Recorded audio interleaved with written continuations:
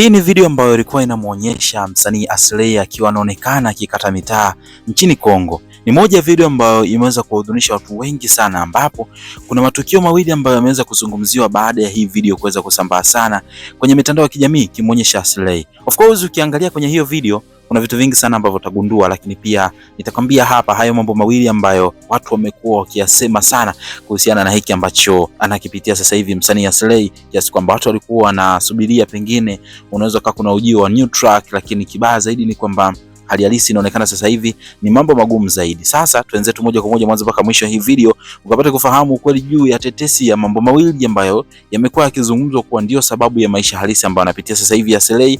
Lakini muhimu zaidi, naomba nikukumbushe mdau wangu, niko hapa kwa ajili ya kuhakikisha kwamba mara zote na kuletea updates juu ya kile kitu ambacho pengine wewe ulikuwa na deserve kukipata. Mimi naitwa Gabby Official. Naomba nikukumbushe, tumia sekunde moja tu kubonyeza neno subscribe hapo chini ya hii video. Hapo utakuwa umejiweka katika nafasi nzuri sana kwamba kila update ambayo nitakuwa nakuletea hapa basi unakuwa kwanza kabisa kuweza kuipata on time kabisa.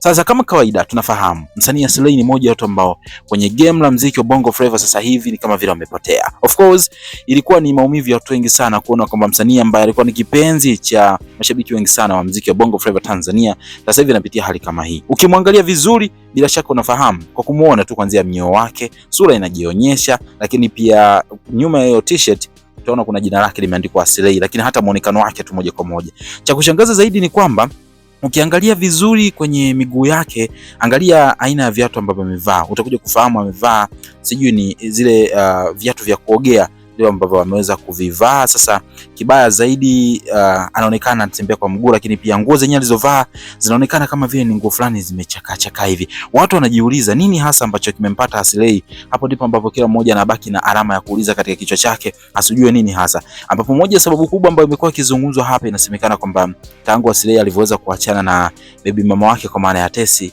ni kama vile sababu ilianzia hapa. Tesi inaonekana alienda kumfanyia manyanga ili mwisho wa siku Aslay aweze kupotea kimuziki. Hiyo ni moja ya kitu ambacho kinazungumzwa sana, ni moja ya topic ambayo inazungumzwa kuwa ndio sababu ya Aslay kupitia haya.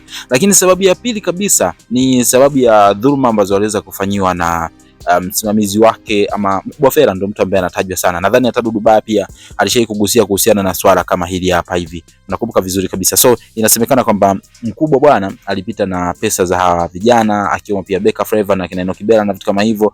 Lakini mpaka sasa hivi hali halisi ambayo anapitia Aslay, inasemekana kwamba Mkubwa pia anaweza kuwa ni sababu kubwa sana, kwa sababu yeye ndiye ambaye alikuwa na manage kipindi hicho. Japo kuna mengi zaidi ambayo anaendelea kusema kuhusiana na hiki ambacho kinaonekana kwa Aslay, lakini watu wanachojiuliza ni kwamba kwa hali hii ambayo inaonekana kuwa na Aslay, kuna uhakika kweli wa Aslay kurudi kwenye game au ndio ameanza kupotea hivyo? Maana hiyo mitaa iliyokuwa inaonekana inasemekana kwamba ni nchini Kongo, of course kwenye moja ya mitaa huko Uswahilini. Sasa ni dhahiri kabisa kwamba itakuwa kuna mambo hayako sawa kwa upande wake. Comment yako ni ipi? Una kipi cha kusema kuhusiana na Aslay? Tuambie kwenye sehemu ya maoni hapo, lakini usisahau kusubscribe kwa ajili ya kupata updates kwenye video zijazo. Mimi naitwa Gabby Official. Bye bye.